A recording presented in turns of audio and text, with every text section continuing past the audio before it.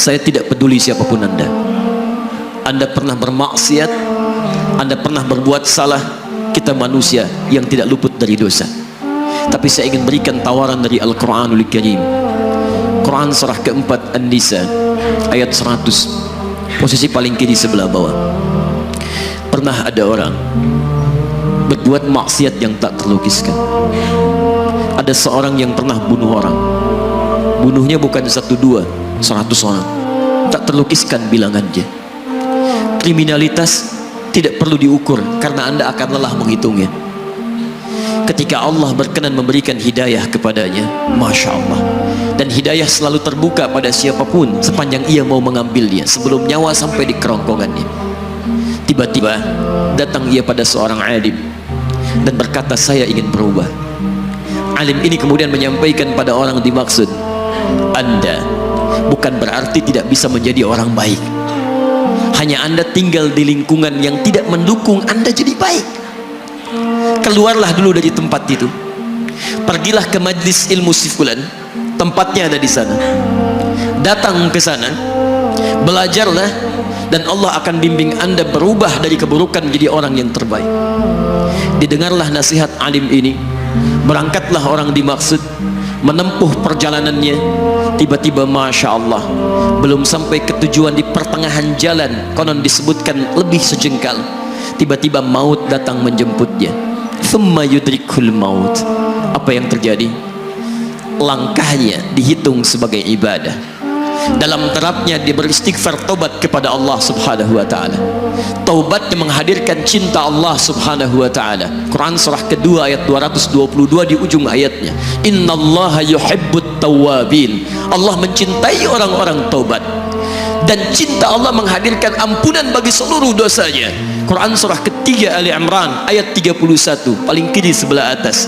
Qul in kuntum tuhibbunallaha fattabi'uni yuhibbukumullah. Allah cintai orang yang mau taat pada Rasulnya. Lihat, ketika Allah mencintai seorang hamba, wa yaghfir lakum dzunubakum, Allah ampuni seluruh dosa-dosanya. Derap langkahnya menghadirkan istighfar, taubatnya menghadirkan cinta Allah menghadirkan seluruh ampunan bagi dosa-dosa yang ia miliki. Maka apa yang terjadi? Di tengah perjalanan maut menjemputnya, thumma yudrikul maut faqad waqa'a ajruhu 'ala Allah.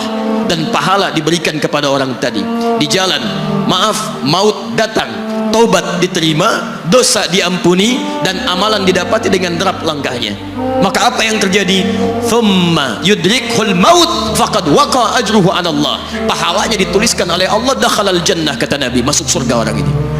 Anda bisa bayangkan, pernah bunuh orang 100 orang, mabuk tak terlukiskan, kriminalitas tak perlu dihitung. Ketika dia mau bertobat, datang ke majlis ilmu, Masya Allah, meninggal di tengah jalan, kata Nabi, dakhalal jannah. Bertobat diampuni dosanya, derap langkahnya ada pahalanya, dakhalal jannah. Turun ayat untuk melukiskan tawaran yang sama kepada kita. Wa may yuhajir fi sabilillahi yajid fil ardi muraghaman katsiran was'a. Siapapun yang mau berubah kembali pada ketentuan jalan Allah, kalau dia masih punya batas-batas kehidupan, kami akan berikan kelapangan di sisa hidupnya dan kelimpahan-limpahan kenikmatan selama dia hidup.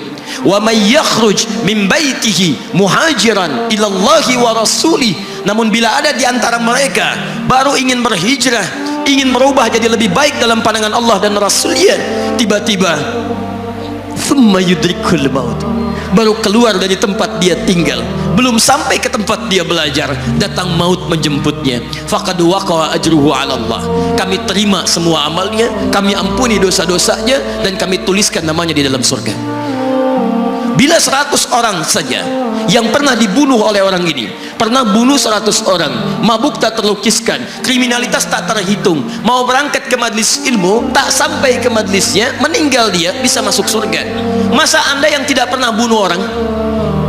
Ada yang pernah bunuh orang di sini? Boleh angkat tangan?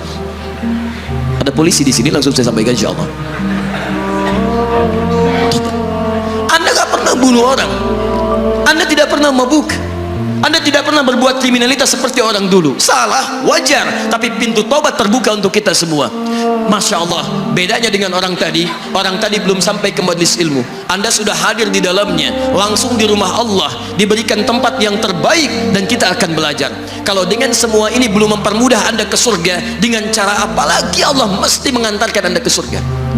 Kalau dengan duduknya Anda di sini belum mau juga bertobat, dengan cara apa lagi Allah harus membimbing Anda bertobat? Kalau dengan seperti ini belum juga Anda taat kepada Rasul, dengan cara apa lagi Allah mesti meyakinkan Anda untuk taat kepada Rasulullah SAW? Karena itu teman-teman sekalian, mari kita pelajari ilmunya, dan dengan ilmu itu akan membimbing kita insya Allah kembali kepada Allah sampai mengajak keluarga kita ke surga insya Allah.